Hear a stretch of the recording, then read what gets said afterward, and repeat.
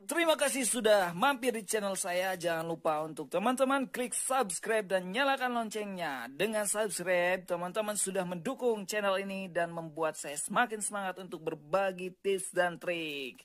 Oke, 1, 2, 3, 4, 5, 6. Terima kasih sudah subscribe dan selamat menonton.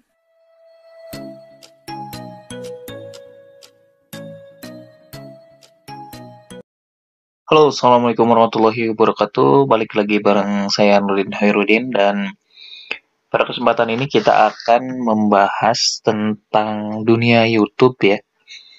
Kemarin ada yang request untuk membahas YouTube marketing, tapi mungkin saya susun dulu ya ke materinya apa aja yang mau disampaikan, karena nggak bisa dalam satu video gitu ya. Nah, kali ini saya sih tempo hari pernah ngisi apa kayak webinar ya tentang YouTube, tapi bukan YouTube marketing. Sayang aja gitu materi yang saya bagiin itu belum di-upload di YouTube gitu ya. Sama satu lagi tuh tentang kerelawanan.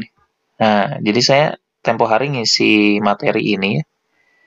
Jadi membangun aset digital di YouTube, jadi potensi membangun YouTube di usia muda, karena tempo hari sih sasarannya anak muda, tapi mungkin teman-teman ini akan bermanfaat gitu ya, baik muda atau tua itu nggak masalah. Kita anggap aja semuanya muda. Oke, jadi kita akan membahas tentang potensi membangun YouTube, guys. Nah, jadi YouTube ini memang sekarang menjadi salah satu channel sosial media yang cukup menarik ya. Jadi selain kita bisa aktif mengupload, ya, kemudian keduanya audiensnya banyak banget gitu ya di pengguna YouTube.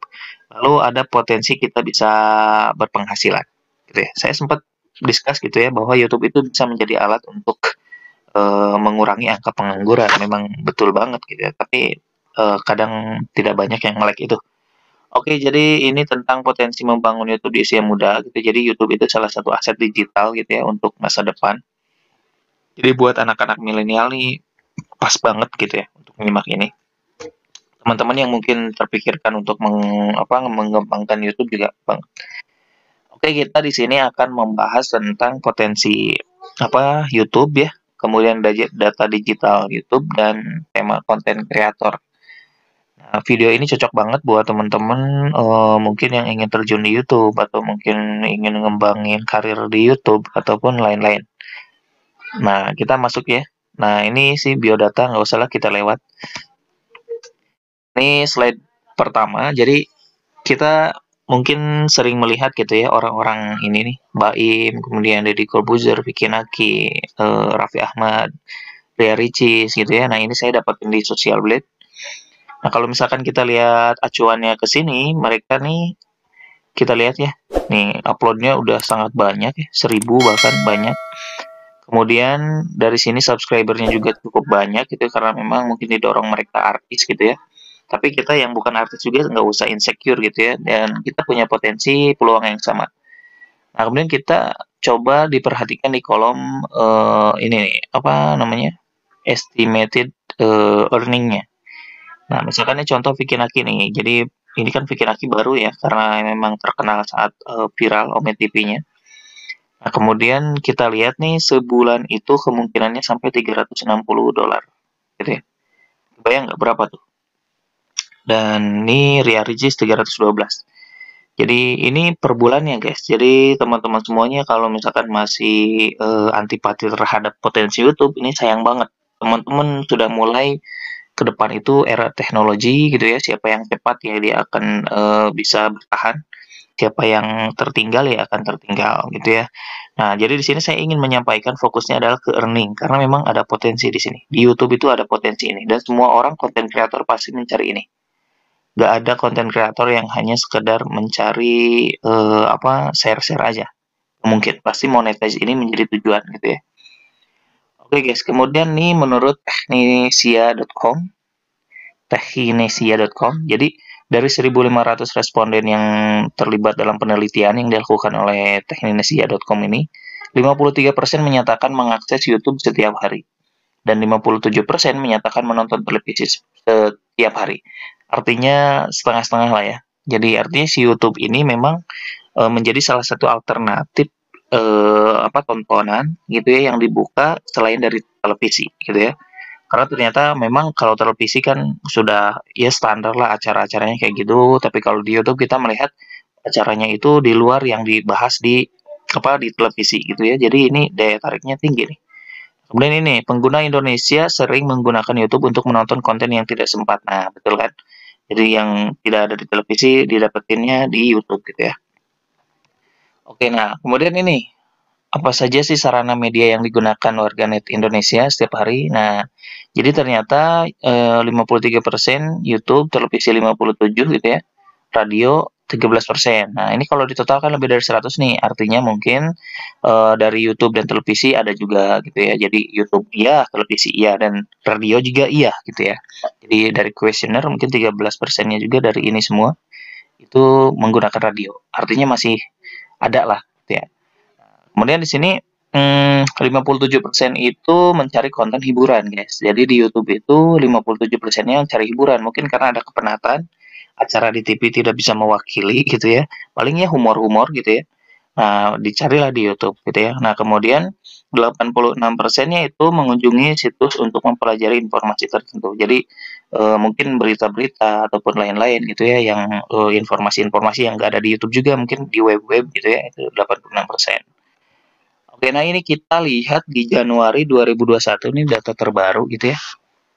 Jadi pengguna platform media sosial media pertama itu ada di YouTube, 93% itu pengguna YouTube. Kemudian WhatsApp kedua, Instagram ketiga ya. Kemudian Facebook dan Twitter nih. Jadi Twitter masih ada nih, ke bawahnya nih masih banyak nih. Tapi kita fokus aja yang ke tiga besar ya.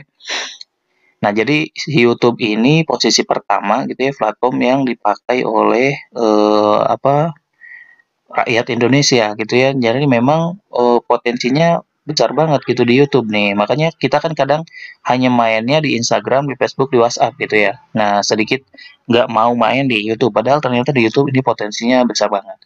Mungkin ya selebihnya soal ini tinggi boleh jadi ya karena memang sudah terinstall otomatis kadang di Android ya gitu ya. Kita nggak install udah ada gitu aplikasi YouTube. Oke, nah kemudian ini nih top social media and streaming video apps. Nah, ternyata ada di ini nih, YouTube guys. Jadi untuk video itu di sini. Nah, sosial media WhatsApp karena memang pakai untuk chat ya, telepon dan lain-lain. Facebook. Nah, ternyata ini untuk video itu di YouTube. Nah, artinya apa? Artinya potensinya besar. Nah, kemudian ini YouTube audience overview-nya, jadi 45% ini perempuan, 54 cewek gitu. Nah, ini ternyata penggunanya ada 107 million ya, dan 42% itu untuk advertising. Oke, kita lanjut. Ini tema konten kreator yang ternyata mungkin bisa teman-teman ambil ya. Jadi ini hanya sekedar saran aja buat teman-teman yang ingin terjun ini biar cepat tumbuhnya gitu ya si channel YouTube-nya. Pertama ada video tutorial. Jadi biasanya tutorial-tutorial tuh paling banyak dicari, guys. Dan pertumbuhannya akan berbeda dengan vlog gitu ya. Jadi kecuali kalau artis gitu ya, orang-orang yang sudah punya atau influencer itu mudah banget kalau vlog gitu ya. Tapi kalau bukan gitu ya, orang biasa kita tidak terkenal atau mungkin siapa sih lo. Nah, ternyata video tutorial itu jadi konten yang paling dicari gitu ya. Kayak gitu. Kemudian kedua ada video edukasi. Nah, jadi pengetahuan kayak misalkan hal-hal baru, gitu ya, parenting, kesehatan gitu ya. Nah, itu paling sering dicari tuh. Kemudian yang ketiga ada video hiburan dan inspiratif gitu ya. Jadi hiburan nih kan seneng tuh orang-orang apalagi udah penat gitu ya. Tadi kan ada 50 sekian persen itu mencari hiburan di YouTube ini. Nah, ini tema-tema yang mungkin teman-teman bisa pertimbangkan nih ketika mau terjun di YouTube. Karena kadang vlog itu ya kita kalau bukan orang-orang yang memang punya daya tarik atau mungkin kisah kita menarik, itu nggak apa-apa sih, it's okay. Tapi kalau misalkan kita bukan siapa-siapa, lebih baik mulai dari sini aja. Gitu. Oke, nah ini saatnya kita membangun aset digital, guys. Jadi tadi saya cerita YouTube gitu ya, potensinya besar. Jadi ini ada potensi di Instagram dan di Facebook juga gitu sebetulnya. Instagram kan kalau misalnya kita follower, kita bisa endorse, paid promote dan lain-lain. Atau di Facebook kita bisa endorse juga, bisa bisa ads break seperti YouTube gitu ya. Dan itu ini potensinya sama bagus ya. Jadi saran saya teman-teman semuanya mulailah membangun aset digital untuk masa depan gitu ya. Oke, itu saja mungkin, terima kasih dan sampai jumpa di next video. Ada satu lagi sih, tentang ini ya, tentang kerelawanan ya. Jadi nanti saya akan bagikan. Jangan lupa untuk support channel ini, dengan like dan subscribe ya teman-teman. Assalamualaikum warahmatullahi wabarakatuh.